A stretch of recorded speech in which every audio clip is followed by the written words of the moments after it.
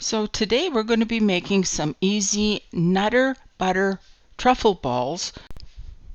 I made mine in a food processor, but if you don't have one, you can crush the cookies ahead of time in a plastic bag and then proceed with the recipe just like I do, but use a bowl and a mixer. Okay, so when you're crushing these Nutter Butters, it took a little bit of time. It took me 2 or 3 times of processing it, stirring it around, checking that all the crumbs were made, and then going back and doing it again. After a couple of minutes of this, they were all fine crumb, just like you see here. So once you got the crumbs all done, then you go ahead and make the filling. And what I did was I did the cream cheese, the peanut butter, the icing sugar, and a little bit of sea salt, all in succession, one after the other. And then after each addition, I spread it out like you see here, put the top back on, and processed it again. I'll show you what it looks like at the end.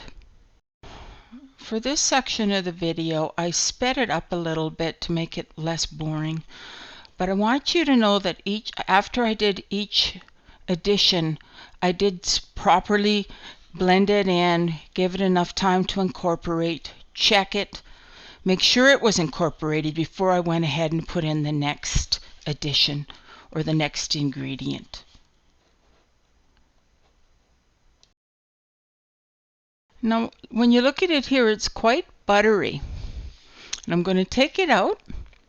I tear out the food processor, then I'm going to put it on another counter and grab a large cookie scoop, and we'll start rolling them. The reason I use a cookie scoop is to make all the balls about the same size. I scoop it into my hand, roll it into a ball, and just put it on the parchment paper. Repeat with the next one.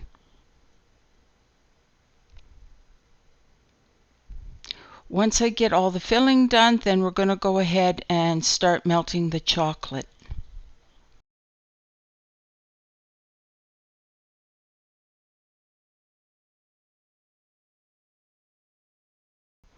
Now each microwave's different, but for my microwave, this is what my chocolate looked like after I microwaved it for 30 seconds. This is what it looked like when I'm after microwaving it for 60 seconds. Still not quite done. Popped it back in the microwave, and now it's finally smooth after 90 seconds. Each microwave is going to be different, and you probably know the strength of yours as well. I know that this is what I do with mine. Okay, so now I'm going to take each cookie ball of the Nutter Butter filling, take a spoon, cover it in the chocolate, take a fork, lift it out, and be a little bit patient here, letting the chocolate drip off. Put it down and repeat with the next one. I did not do a whole tray. I like to do 1 or 2 of these cookie ball or Nutter Butter balls at a time before I put the toppings on them. Here I'm just using a plain peanut, and then I put some sea salt on top of these ones. I did half the tray like that.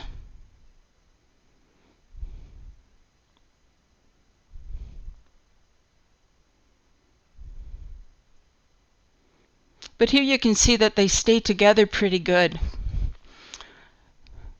They don't crumble, they don't mess up the chocolate. It works quite well actually. See, I just put peanut on. You can use any toppings you think your family will like. The rest of mine, I just put some finely chopped peanuts on top. Sprinkles would work very well. Chopped up broken peppermint would be good. whatever you think your family likes. And to store them, I found these little containers from the Dollar Tree, and I just pop them in there and place them in the fridge and take them out to serve them just like you see them there. Thank you for watching.